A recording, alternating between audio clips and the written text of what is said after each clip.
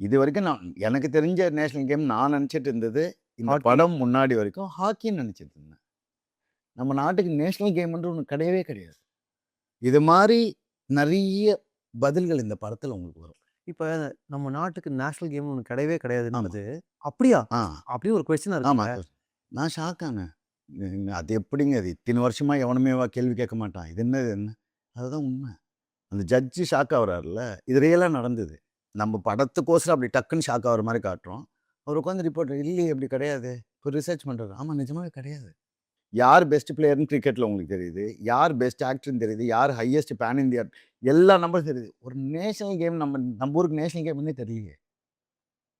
நம்ப நம்ப நம்ப படிச்ச படிப்பாகட்டும், நம்ம வளர்ந்து எல்லாமே நம்மளுக்கு சொல்லிக் குடுத்தது அப்பா, அம்மா ஆகட்டும், நம்ம ஸ்கூல் ஆகட்டும், எல்லாமே நம்ம ஹாக்கின்னு தான் நெனச்சிட்டு இருந்தோம். கரெக்ட். ஆ நேஷனல் கேமே ஒண்ணு கிடையாது. நேஷனல் அனிமல் தெரியும். நேஷனல் ஃப்ளவர் தெரியும். நேஷனல் கேம்னு நம்மளுக்கு சொல்லிக் குடுத்தது, இதெல்லாம் இதெல்லாம் புக்ல இருந்து படிச்சது. அப்படியே அப்படியே வந்துட்டோம். எப்படியோ ஃபீட் பண்ணிட்டாங்க. ஃபீட் பண்ணிட்டோம். It's been feeded, system feeded. Yeah! உங்களுக்கு என்ன வேணுன்றது அவங்க முடிவு பண்றாங்க. ரியாலிட்டிக்குள்ள யாருமே தெரிஞ்சுக்கல. அந்த கேள்வி கேட்டா இங்க ப்ராப்ளம் ஆகுது.